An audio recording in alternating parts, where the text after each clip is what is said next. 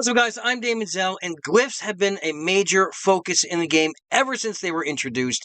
And you could do more with glyphs added, right? They inflate our roster, they give much needed stats to those characters to help you progress further in Arena, further in the raids, and pretty much every aspect of the game.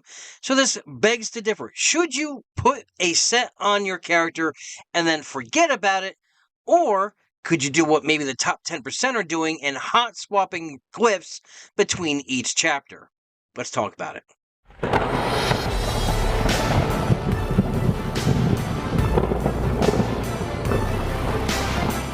Alright, so we are talking about the concept of hot swapping glyphs. Now, if you're wondering what this concept is, it's not alien. I mean, it's been in other Hero Collectors games, Marvel Strike Force, to some degree. There is Star Wars Galaxy of Heroes.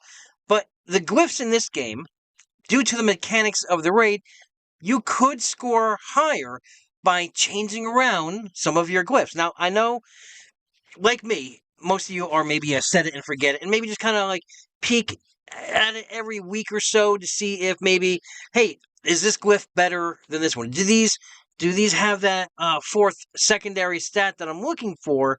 Is this an overall better glyph? I'm not talking about that. What I'm talking about is actually going in each chapter and changing out your entire set. Now, hear me out. I know it's a crazy concept, but what I'm talking about is not so much, well, yes, the set itself, but what I'm thinking of is the way you use that set. Now, for Chapter 1, right? I think Chapter 1 is pretty much easy. It's a given. You could get away with just about any stat you're using there. But we really want the bomber to destroy the enemy team. So you would want to maybe switch out to maybe a Last Stand set. Not so much. I don't think you really want Bloodlust in there because your overall goal is not really to, kill each member because, again, we want the bomber to do the work for us. But things like Bloodlust is out. Last Stand would be great in case you get hit by one of those bombs. You can get immediate 100% turn meter. Lembas. I keep my characters always with a Lembas set, no matter what I'm doing. So Elrond, he always has that tidal wave. Turn 1. Pippin, I can have that cleanse first turn, or I can have the might at that first turn. Stuff like that. But overall, I'm looking for slots 4, 5, and 6 primaries. Now, my primaries may change as I move into each chapter, such as Chapter 2, right? Chapter 2, I don't need Bloodlust. So what I would end up doing is I would take, let's take Gazra Ironhide for a second. Let's bring him up. Where do I have him? Right here. Okay. Yes, he's not the beefiest of Ironhides out there, but he does me all right. So, and yes, I do. I run out of scrolls. It's because I'm changing these things around so much. So right now I have him with a Bloodlust set. And I'm going to get to why I have him with Bloodlust set when we talk about Chapter 3. But in Chapter 2, what I would rather do is, for him, I would keep the primaries. I would keep damage straight across, right? But I would switch out to a armor-piercing set because every little bit helps. So, because I'm not killing anyone and getting that turn meter, the set bonus is basically nullified. So I'm not going to be using that set bonus. I will use, instead of the armor piercing, giving me an overall 6% armor piercing on that cave troll so I can topple him faster and move along. Now, I could do that. I can make a great damage armor piercing set.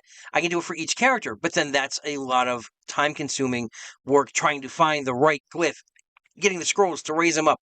So instead, I'm going to take one overall glyph set, an armor piercer set. For my damage dealers, it's going to be damage focused, right? Mostly focusing in on, obviously, these ones don't have it, but speed is a major thing I would want for Chapter 2. And of course, crit chance, crit damage, anything that can do to get rid of the momentum sacks and bring the troll down faster. So now once I have this set leveled up, on my next team, say I'm using, after him, a Haradrim team, right? Well, that's probably a bad example. Let's say instead, using my elf team, right? I would take the armor piercer set off of Ironhide, and put that on Elro here, so that he does more damage against the troll. Then for my next team, I would take it off of Elro here, and I would put it on my next damage dealer. Yes, it's a lot of micromanaging your glyph sets, but overall, you are going to notice a jump in your scores. Now, this is not for everyone. This is not for, all those that are just logging in to play the game. But these are for the hardcore raiders, the people that are trying to push their scores to the absolute max. A lot of people are doing this. Now, obviously, we want Armor Piercer for Chapter 2. You could go Raider, right? If you have better glyphs in your Raiders than you have in your Armor Piercing. But I feel that over the 50% health, you deal 2% more damage. That's flat damage across instead of just Armor Piercing. But you get Armor Piercing across the entire fight, whereas this, it's only above 50% of health. So it's really depending on your glyphs, which ones are better, which have better stats for you. I, myself, am going to go with an Armor Piercer set. Now for Chapter 3. A lot of people are building resist sets. Now, you could do this with your Limbus set. So, say Elrond, right? Because I want to keep him with that Limbus set. I will then start building up a resist set for Limbus. In other words, let me bring up Elrond here. Elrond. I know BoostX is running a little bit slow for me right now. All right, so Lord Elrond right here.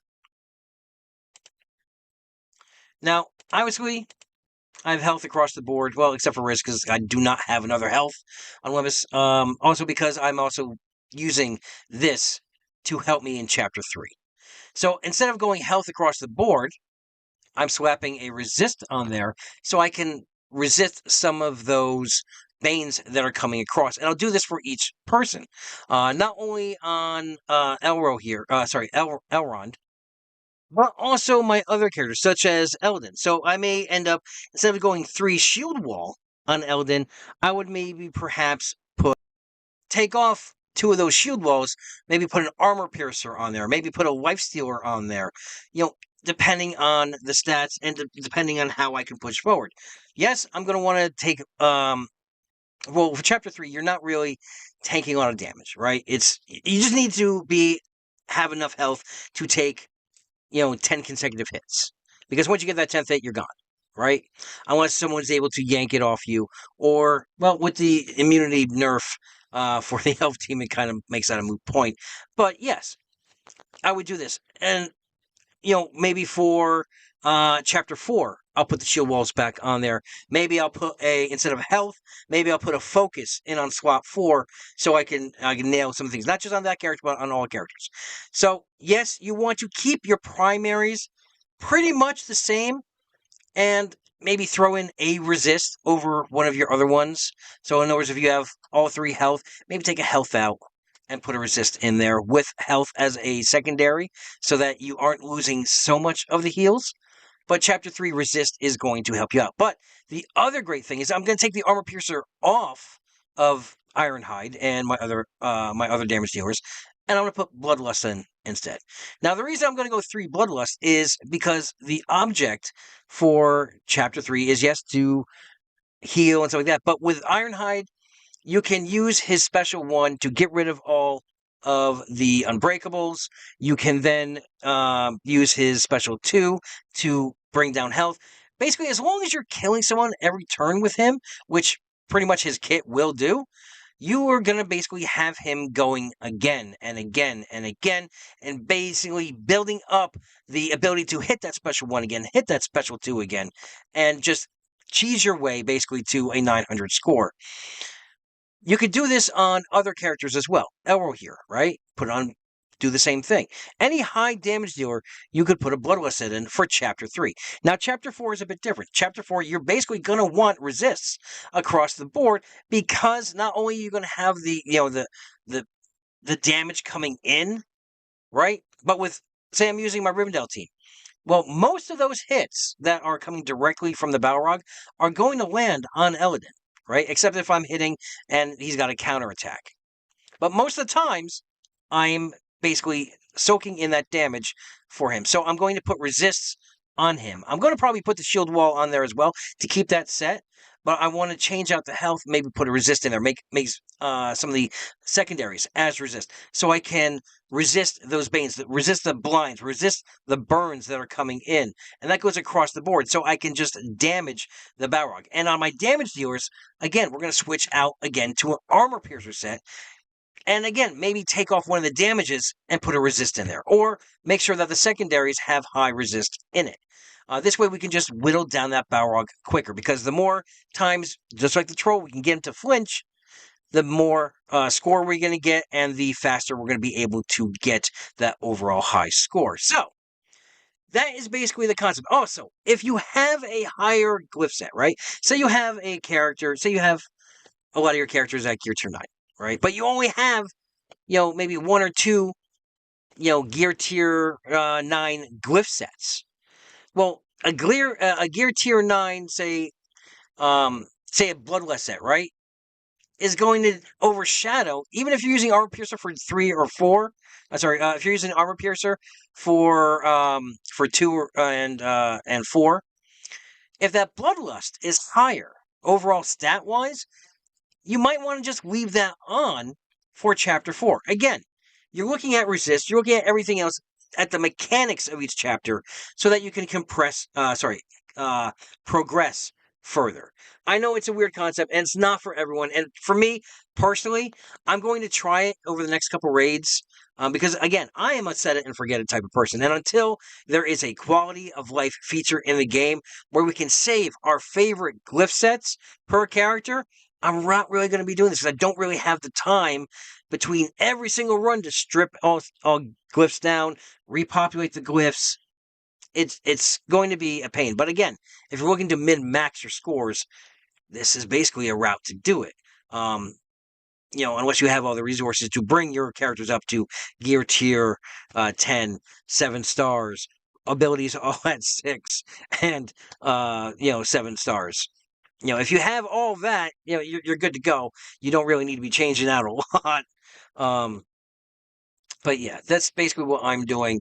And yeah, hopefully it'll work out for me. Hopefully it works out for you guys too. If you decide to go that route, put in the comments if you're already doing this, and if you've noticed a difference between doing this.